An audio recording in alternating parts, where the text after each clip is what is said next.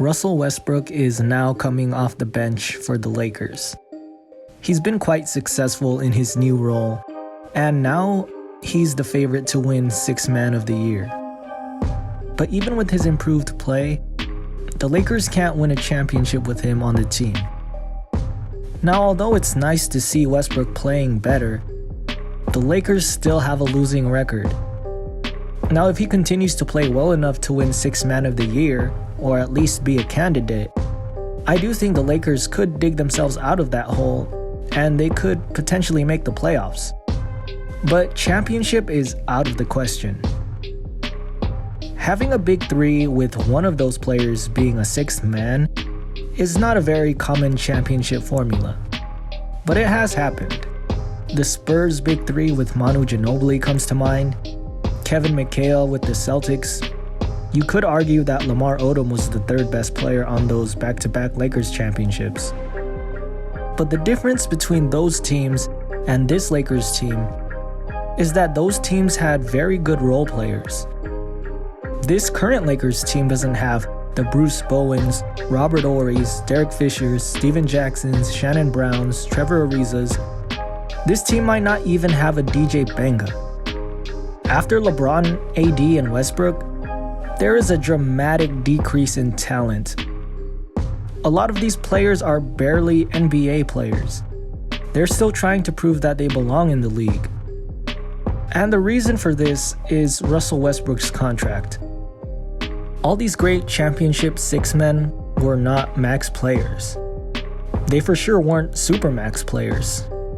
So these teams could afford to pay for good role players. That's not the case with this year's Lakers. Westbrook is getting paid $47 million this season, more than LeBron or AD. Even if he does win Sixth Man of the Year, he's not giving you $47 million of production. Having your highest paid player give you the third most production isn't a formula for success. If you have three max players, those three max players need to be giving you max production if you expect to be in contention for a title. You can't expect much from the rest of the team because they're basically all minimum contract players.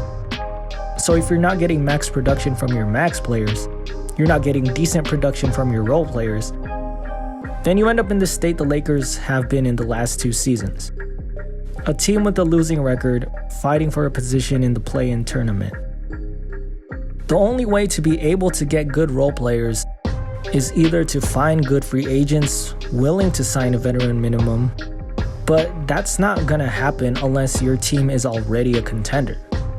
Who wants to take a pay cut to play for a bad team? The only other way to get good role players is to trade Russell Westbrook.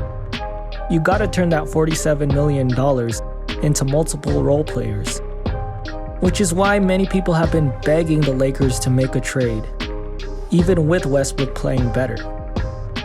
I have nothing against him. I'm happy for Westbrook. He's looking like he's having more fun, and the games have been much more enjoyable to watch. But the Lakers aren't winning anything meaningful with him on the team. So if Rob Pelinka is serious about not wasting LeBron's time as a Laker, he needs to trade Westbrook. And we've all heard the same names over and over. Buddy Hield, Miles Turner, Josh Richardson, Doug McDermott, Terry Rozier, Gordon Hayward. All of these are good options, some better than others. But we need to use that $47 million, spread that wealth, and turn it into multiple reliable players that can help LeBron and Anthony Davis on a consistent basis.